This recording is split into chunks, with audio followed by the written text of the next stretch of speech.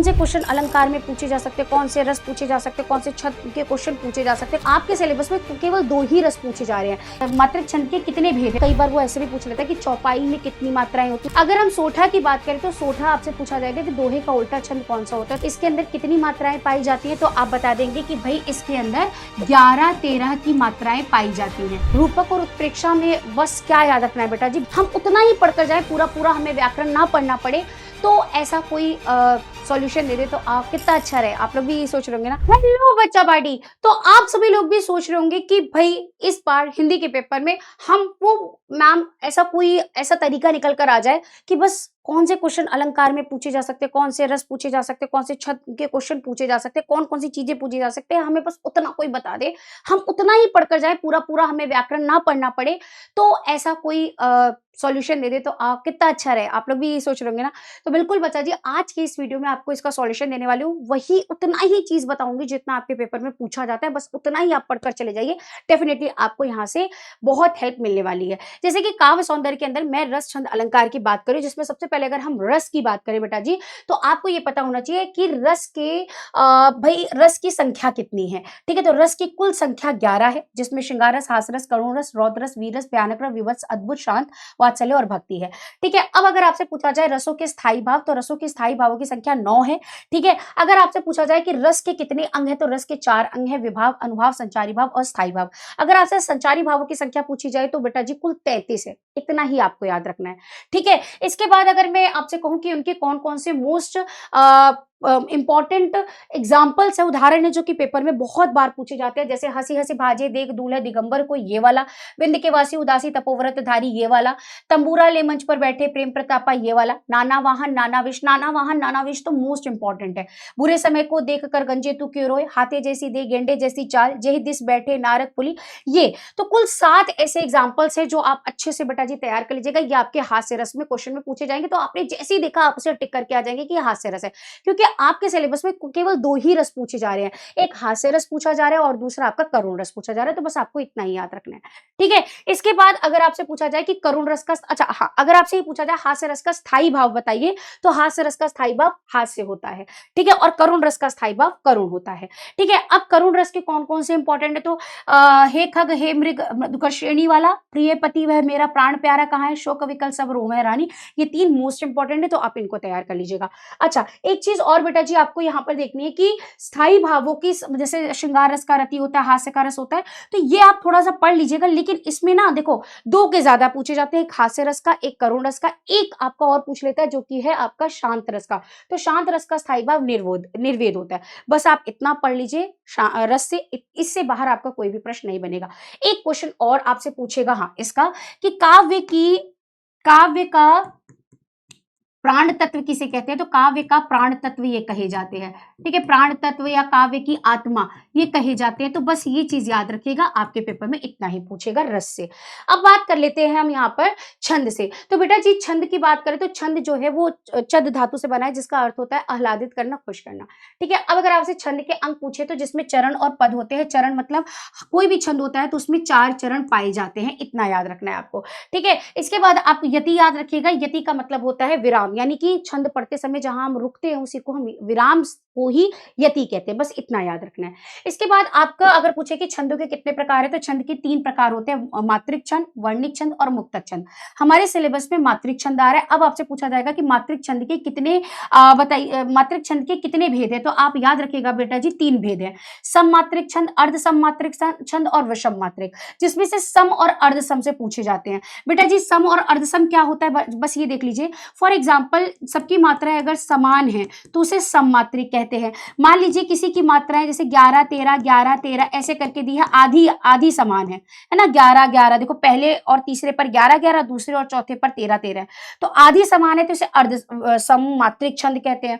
और किसी की मात्राएं अलग अलग हैं तो वो विषम मात्रिक है। तो हमारे सिलेबस में 2 ही पूछी जाती है, एक सममात्रिक की और एक अर्ध सममात्रिक की। सम में भी हमसे पूछा जाता है बेटा जी रोला, हमारे सिलेबस में रोला आ रहा है, और अर्ध सममात्रिक की अगर हम बात करें तो सोरठा आ रहा है। ठीक है, अब लेकिन आपको यहाँ पर क्या याद रखना है, कई बार वो ऐसे भी पूछ लेता है कि चौपाई में कितनी मात्राएं होती है, तो आप याद रखना 16 होती हैं और रोला में 24 मात्राएं होती हैं। वहीं अगर हम बात करें दोहा में, जो कि कितनी मात्राएं पाई जाती है, 13 11 की मात्राएं पाई जाती हैं, ठीक है। और आपसे ये भी पूछा जा सकता है कि दोहे का उल्टा छंद कौन सा होता है, तो दोहे का उल्टा छंद सोठा होता है, जिसमें 11 13 की मात्राएं पाई जाती हैं। इतना आपने यहाँ पर कर लिया। इसके बाद आपसे यह पूछा जा सकता है कि भाई कोई पंक्ति दे दी और आपसे कहा कि भाई इसमें बताओ कौन सा है, तो सोठा का ये वाला आपका बहुत ज्यादा पूछा जाता है और रोला का ये वाला पूछा जाता है। आपको गिनती करके बस बता देना होता है कि इसमें कौन सा छंद है। अब जैसे गिनती करना है तो बेटा जी जहां पर छोटी यानी ह्रस्व स्वर है तो उसको 1 नंबर दे दीजिए, अगर दीर्घ स्वर है तो उसको 2 नंबर दे दीजिए।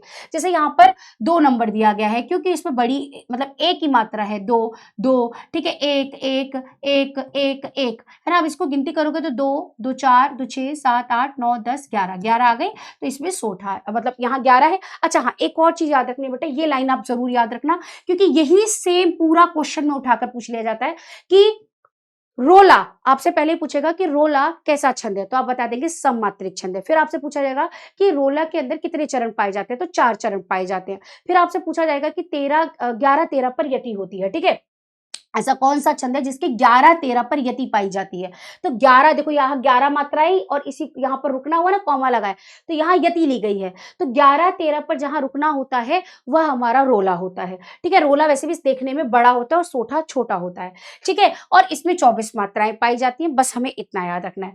वहीं पर अगर हम सोठा की बात करेंगे, रोला हो गया और सोठा, हाँ अगर हम सोठा की बात करें तो सोठा आपसे पूछा जाएगा कि दोहे का उल्टा छंद कौन सा होता है, तो सोठा होता है।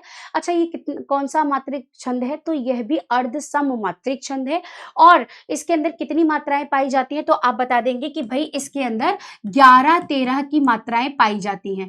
आपके सम अगर पूछे विषम चरण में कितनी मात्राएं होती हैं, तो 11 और सम चरण में 13 मात्राएं होती हैं, ठीक है। आपसे ऐसे भी पूछ सकता है कि प्रथम चरण में मात्रा या द्वितीय चरण में मात्रा, तो आप ये बनाकर ऐसे उत्तर दे सकते हैं, ठीक है। इतना ही आपसे पूछा जाएगा, ये आप बॉक्स अच्छे से देख लीजिए, यहीं से आपसे पूछा जा सकता है, ठीक है। अब यहाँ पर आपका खत्म हो गया छंद, छंद से इतना ही पूछा जाता है, इससे ज्यादा आपका बाहर सवाल नहीं बनता है। अब अगर हम बात करें अलंकार की, तो अलंकार का आपसे पूछा जाएगा तो कि अलंकार का शाब्दिक अर्थ क्या होता है, तो अलंकार का शाब्दिक अर्थ आभूषण होता है और इसको 2 भागों में बांटा गया, शब्दालंकार अर्थालंकार, वैसे तो 3 भागों में बांटा गया, एक और होता है उभयालंकार। आपके सिलेबस में यहाँ केवल अर्थालंकार आ रहा है जिसमें से उपमा उत्प्रेक्षा और रूपक आएगा, ठीक है। अर्थालंकार का मतलब होता है जहां अर्थ के माध्यम से सुंदरता लाई जाती है। अब हमें यहाँ पर उपमा रूपक और उत्प्रेक्षा में बस क्या याद रखना है बेटा जी, बहुत अच्छी इसकी ट्रिक है कि जहां कहीं पर भी, पहले हम उपमा की बात कर लेते हैं फिर एक एक करके बात करते हैं। अगर उपमा अलंकार की बात करें तो किसी भी अगर वाक्य के अंदर आपको सम सा सी सरिस समान सरीखे ऐसे वाचक शब्द मिल जाते हैं तो वहां पर 100% आपका उपमा अलंकार होता है। अगर आपसे पूछा जाए कि उपमा अलंकार के कितने अंग होते हैं, तो 4 अंग होते हैं, जैसे उपमेय, उपमान, वाचक शब्द और साधारण धर्म।